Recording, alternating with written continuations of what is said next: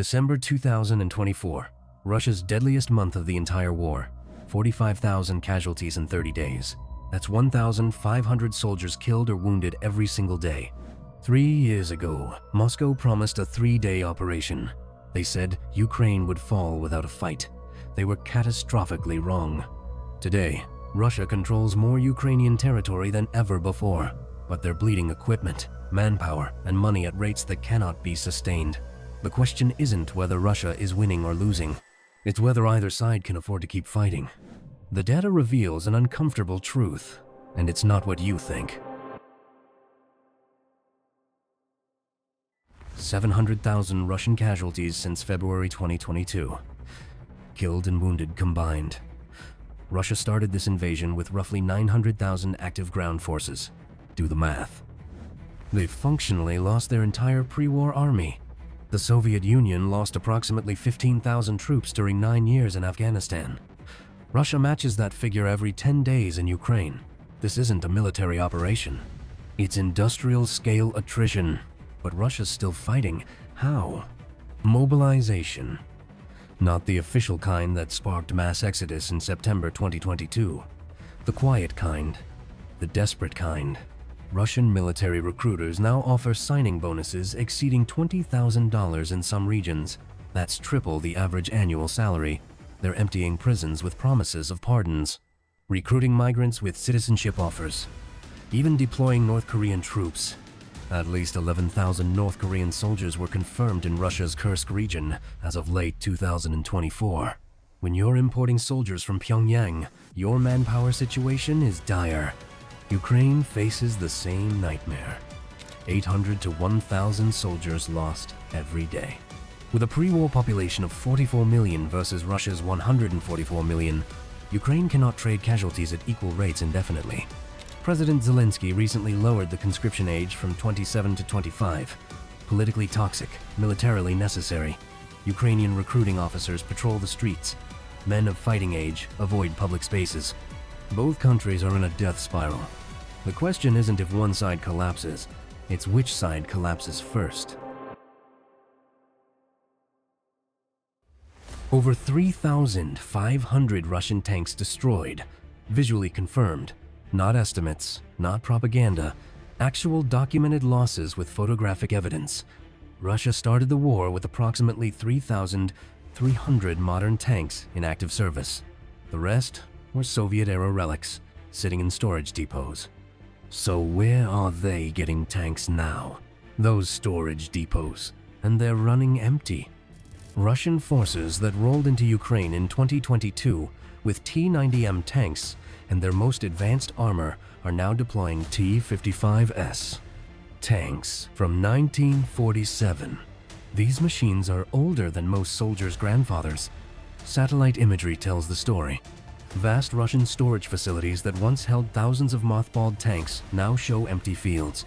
Row after row of concrete pads where tanks used to sit. They've been stripped clean. Artillery losses paint the same picture. Over 2,800 systems destroyed. Russia started with roughly 6,000. Ukrainian HIMARS strikes and counter-battery radar turned Russian artillery once their decisive advantage into a wasting asset. Aircraft? Over 130 planes and helicopters are gone. More critically, dozens of pilots died. You can pull a mothballed MiG from storage. You can't train a replacement pilot in 6 months. It takes years. Ukrainian air defenses, Patriot, NASAMS, Western-supplied systems created an effective no-fly zone over the front lines.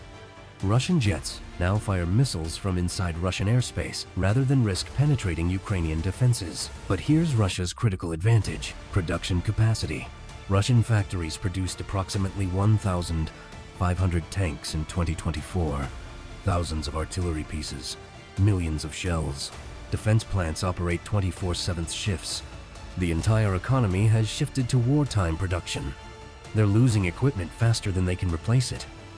But they're replacing it. That's the difference. Ukraine has virtually no indigenous military production. They depend entirely on Western supplies. Every tank, every artillery shell, every missile, all imported. 10 million artillery shells. That's how many Russia fired in 2024. Ukraine fired 2 million, a 5-to-1 disadvantage. Not because Ukrainian gunners lack skill, they're actually better trained than Russian conscripts. It's because they lack shells. The United States and Europe combined struggled to produce even 2 million shells in 2024. Production is ramping up, new facilities are opening. But it takes time. Russia shifted to a full wartime economy. Defense spending consumes nearly 40% of their federal budget. Every available resource funneled into weapons production, and Russia's building a shadow supply network. Despite all the restrictions, they imported approximately $1 billion in Western components in 2024. Microchips, circuitry, precision tools, advanced electronics, routed through China, Turkey, Kazakhstan. These components end up in Iranian Shahed drones, North Korean missiles, Russian caliber cruise missiles striking Ukrainian cities. The sanctions aren't working, not the way Western politicians promised. Ukraine's survival hinges entirely on Western commitment. The $61 billion U.S. aid package approved in April 2024 provided a lifeline.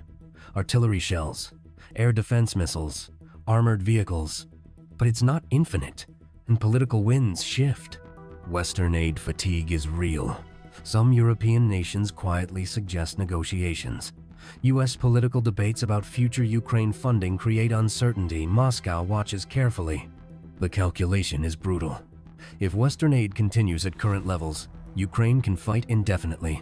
If it drops significantly, Ukraine faces potential collapse by late 2026. Russia knows this. They're not betting on military victory anymore. They're betting on Western exhaustion. Outlast. Russia controls approximately 18% of Ukrainian territory, roughly 110,000 square kilometers. That's larger than South Korea. Sounds like Russia's winning, right? Look at the map. All that red territory. Here's what the map doesn't show: the cost. In 2024, Russian forces advanced approximately 1,500 square kilometers. They captured Avdiivka after months of brutal fighting, took Bakhmut at catastrophic cost. Russian state media celebrated great victories. Intelligence estimates suggest Russia sacrificed over 200,000 casualties to gain that territory in 2024 alone. That's roughly 133 casualties per square kilometer. They're trading blood for inches, meters, burning through an entire generation for destroyed villages. Compare that to Ukraine's 2022 counteroffensives. Ukrainian forces recaptured over 12,000 square kilometers in Kharkiv and Kherson regions. Better tactics, better intelligence, superior operational planning, but Ukraine's 2023 counteroffensive failed. Despite Western tanks and training, Ukrainian forces barely advanced in Zaporizhia. Russian defensive fortifications proved nearly impenetrable without air superiority. Minefields stretching kilometers, anti-tank ditches, concrete barriers, trenches. World War I tactics, 21st century weapons. Same result, stalemate. The front line has frozen into a grinding war of attrition. Both sides dug in, trading artillery fire daily, launching small-scale assaults that gain or lose kilometers at horrific cost. Neither side has operational capacity for decisive breakthroughs.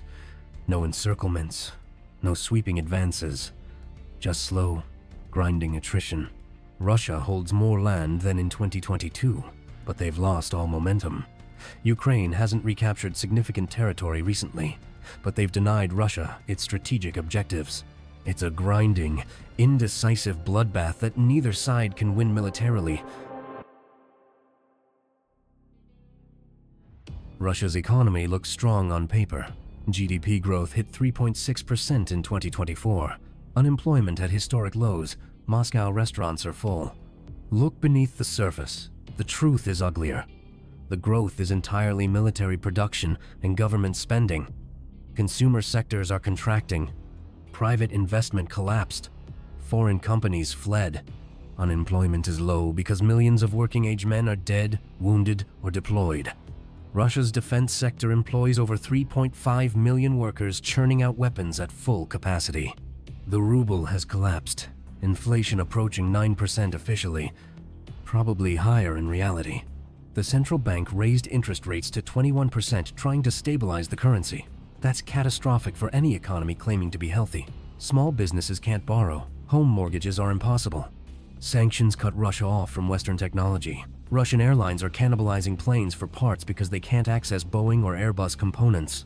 Most critically, Russia is burning through its sovereign wealth fund. The National Welfare Fund dropped below $50 billion, down from over $150 billion pre-invasion. At current war spending rates, that fund is empty by late 2025. Then what? Print money and trigger hyperinflation? Slash social spending and risk domestic unrest? End the war? Ukraine's economy? Life support. GDP contracted 30% in 2022, barely recovered. The country survives entirely on Western financial aid, roughly $80 to $100 billion since 2022. Tax revenue collapsed, infrastructure destroyed. External debt ballooned past $130 billion. Ukraine will be paying off this war for generations. Both nations are on borrowed time. Russia can sustain war spending through 2025, maybe into 2026. Ukraine survives as long as Western aid flows. Whoever's economy collapses first loses.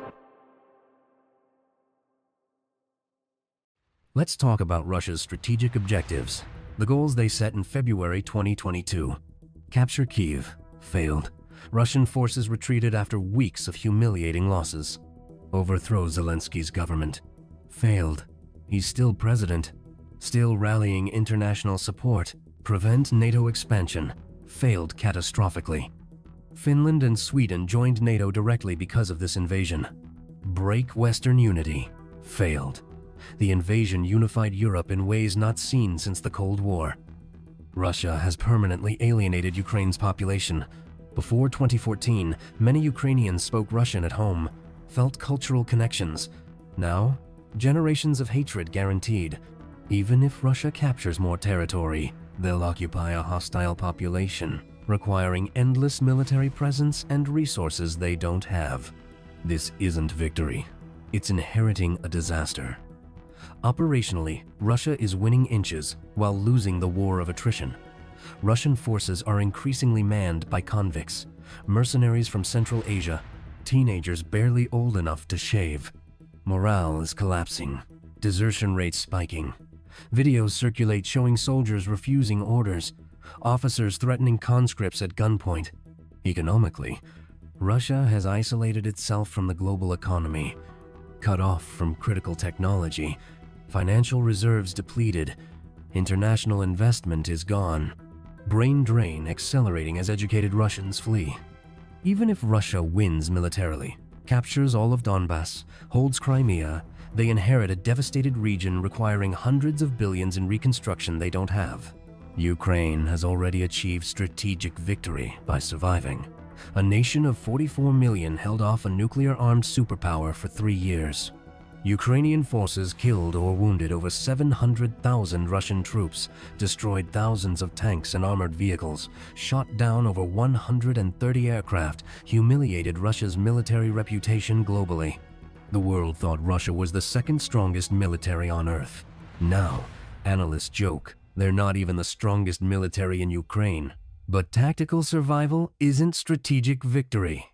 Ukraine remains dependent on Western support, faces a manpower crisis, lost millions of citizens to emigration.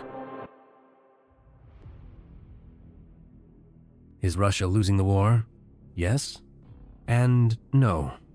Depends how you define losing. Russia isn't losing in the traditional sense. They're still advancing, slowly, still firing more shells, still holding territory, but they're losing strategically, losing economically, losing reputationally.